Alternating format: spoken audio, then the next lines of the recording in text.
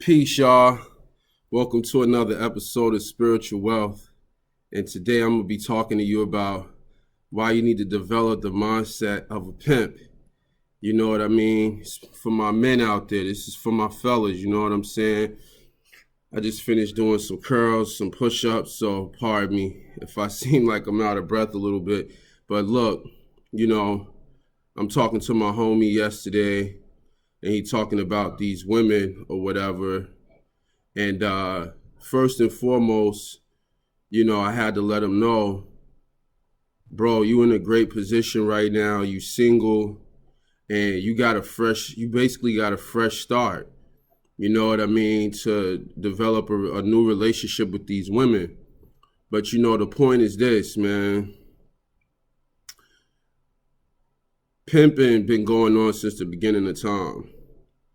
And a lot of times, unfortunately, for black people, the image that we've been given of a pimp is a dude on the corner with hoes, working for him, selling their body for money, or selling their time for money, or both. And unfortunately, what we miss out on when we take in that image of being a pimp is the essential mindset. How was this man able to get a woman to go out on the corner? Or how was he able to get a woman to have sex and bring him all of the money? So this is the mindset that as men, a lot of us, since we have mothers, since we have sisters, this is a mindset that most of us have a hard time developing, because we don't want to degrade our mothers, our sisters, right? But when we don't develop this mindset, ultimately we get emasculated, right? Because one of the first things about developing a pimp mindset is that a pimp doesn't care about a woman's body, all right? So right there, that's a major distinction, because so many men miss out on how much a woman can provide to them because they pay attention to her body. So then we say basically we want the money, not the honey. All right. And a lot of y'all want the honey, you don't want the money. Okay. So this is something that we have to reverse first and foremost. And a lot of us, our mothers and our sisters, part of the reason why they in the position they in, because they don't have a good pimp. They don't have a man that's coming with the pimping mindset. They basically got a hoe, and they treating them like a hoe. They emasculating them because he doesn't understand that a man's treasure is not in his body, it's in his mind. If you take a male fish out of a fish tank, the whole fish tank, the complexion of the fish tank changes. All right, men are leaders. And how do we lead? We don't lead with our body. We lead with our mind. All right. And so developing the pimping mindset is first and foremost, it's not one thing. You got to go read Iceberg Slim. When I was 22 years old, I was introduced to Pimpin' Ken. When I was 29, 30 years old, I was introduced to Iceberg Slim. You know what I mean? So you got to study these cats. You understand what I'm saying? Because who's the biggest pimp of them all? The biggest pimp is the government, all right? So we all getting pimped.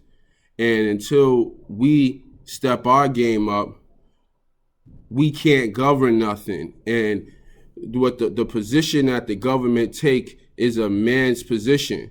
The government says we protect and we serve. We look after the best. We look after the people. I was talking to my homie yesterday. It's 3 essential ingredients to being a pimp.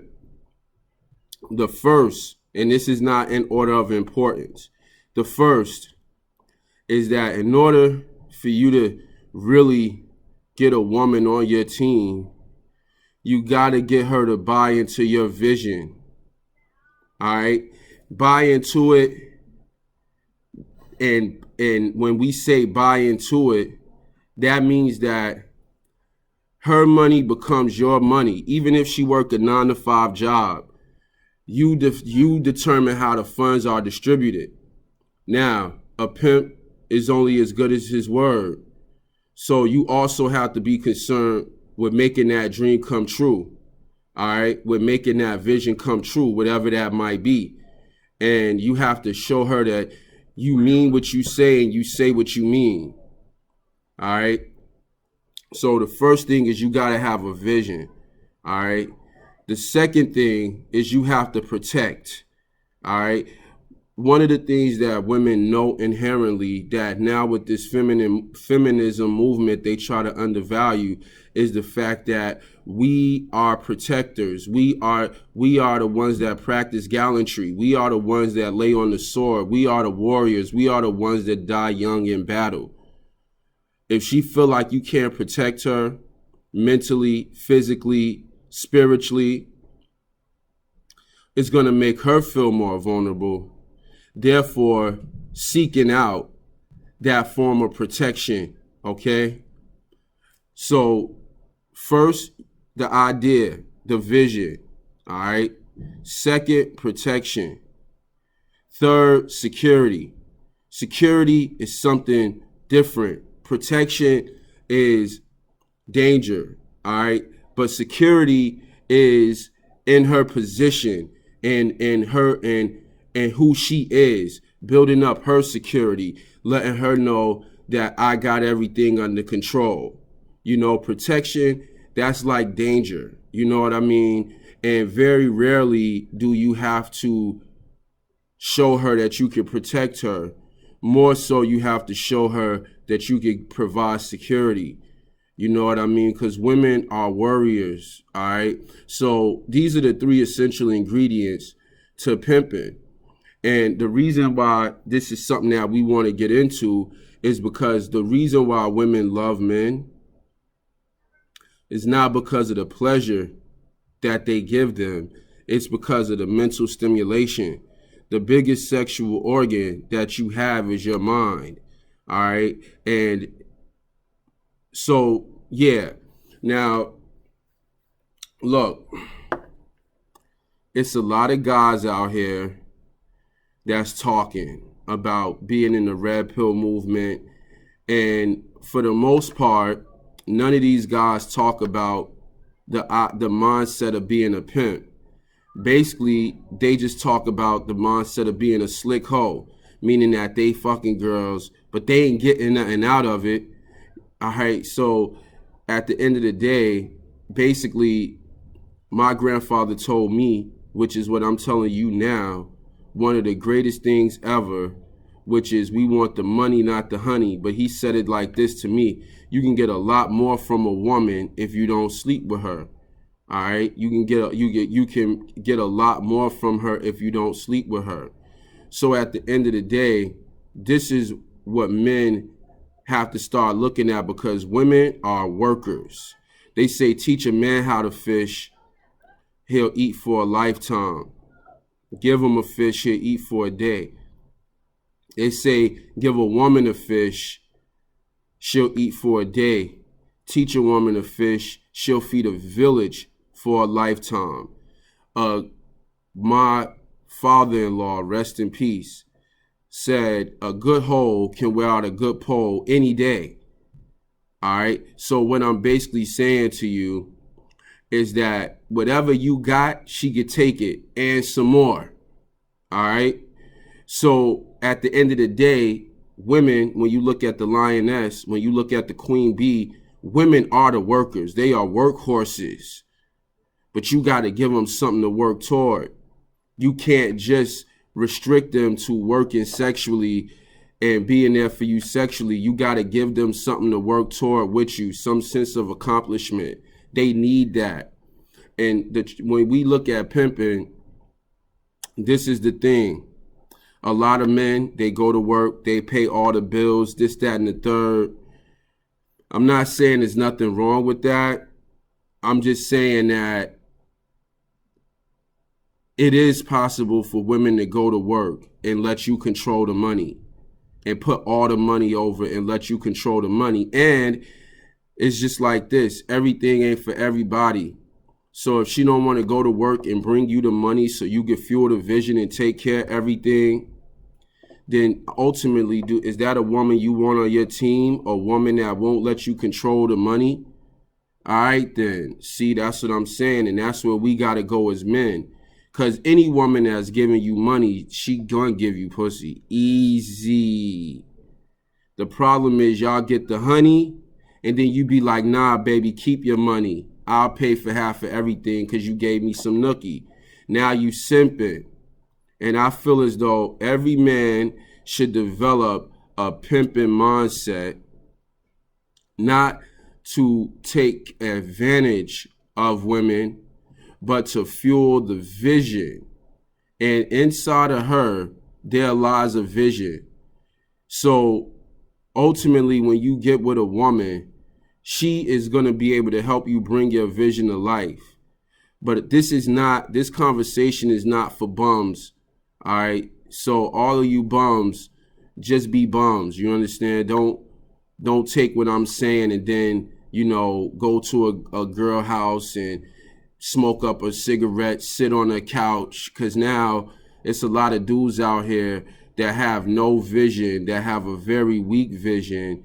And right, you need to go somewhere and lock yourself in a room, or you need to take a trip and isolate yourself and figure out what your purpose is so you can move powerfully with these women. Because in every revolution, there's always women behind it. There must be women behind it. Because until the women are behind it, it doesn't matter. All right? So, but for all of you guys, you got to understand your woman wants to work hard for you. She wants to work hard for you. But basically, it's just like the genie, the master, and the student. The master had a genie, all right? And this wasn't a genie with 3 wishes. This was a genie where you can ask for as much as you want to ask for, and the genie will fulfill your wishes. So the student seen that the master had the genie, and he said, I want one too. The master said, you're not ready yet. He said, yes, I am. And he persisted. He kept asking. So finally, the teacher gave the student the genie. And, the student was living great. The genie was bringing him women, bringing him everything he wanted. The master told the student before he got the genie, he said, you always have to give the genie something to do.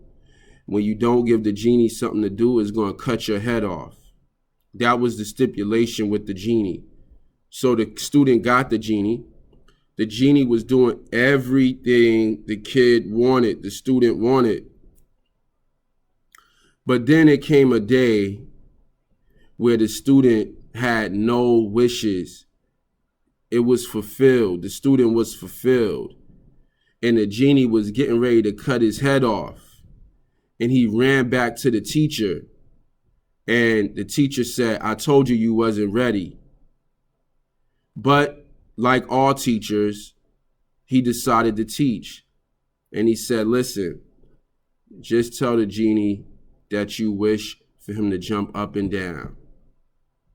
A simple demand.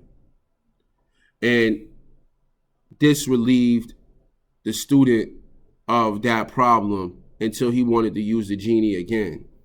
And basically what I'm saying is that women are genies, all right? But as men, what we tend to do is we tend to get a woman and we tend to underestimate them, make them domicile, only look at them for their body, not the work that they could put out. And ultimately, because of that, we run out of things for the woman to do. All right? Never run out of shit for your woman to do. All these honey to-do lists, they need to be flipped around. That's the pimping mindset. You know, you shouldn't have, and if she don't want to work, get rid of her. She's not for you. She's not for what it is that you're trying to build. Cause see, now you got the ladies are so disrespectful. They have emasculated us to the point where when we ask them to do something, when we ask them to rub our feet, when we ask them to rub our back, when we ask them to do things for us, they give us the side eye. You got to get her out of there. You understand? Is no room for that.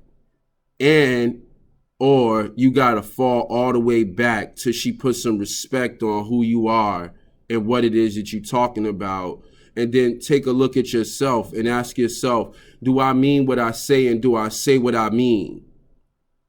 Because one of the advantages that a woman has that has been intimate with you is that now she understands your personality flaws in a way that your mama don't even understand. All right. So at the end of the day, you're going to have to either detach yourself and do some self-work, or you're going to have to really get your mind right. But all of women are workhorses. They are genies. And we as men gotta make these women work. That is the pimping mindset. You know, shout out to Coach Greg Adams. I hear a lot of men asking, what are women bringing to the table? Women ain't bringing nothing to the table if you ain't got no wishes or demands. If you just talking about getting some peace leave, if you just talking about hitting it and quitting it, she ain't bringing nothing to the table. But if you like, hey, I got something I need you to do. I ain't trying to have sex with you. I got something I need you to do. And yo, you want to rock with me? Look, this is what I'm trying to do. And I need your help doing this. All right. So anyways, I hope this helps some of y'all, man. Thank you for watching. Thank you for rocking with me. And yeah, don't forget, you know what I mean? The 3 things. You got to have a vision. Ain't nobody trying to work for no tyrant. All right. The vision is what brings the inspiration and the motivation. All right. Ain't nobody trying to work with nobody that don't have a vision and don't know where they going. Secondly, is protection. She got to know that no matter what, you will slap the shit out of somebody if they disrespect her and everything y'all built. See, the lion eat 90% of the food, but also if another male lion, another alpha male lion comes along and he challenges the male lion, you know what ultimately happens? If the challenger wins, then they kill all of the babies and then they make new ones. Exactly what humans would do when they would pillage the land. They would kill all the babies. I mean, they would rape the women and they would kill the men, and basically it will become their town. And why you got to kill the kids? You got to kill the kids because if they know you killed their fathers and you sleeping with their mothers, what you think they gonna do to you when they get older? They gonna get on your head. So at the end of the day, she got to know that you can protect her in times of war.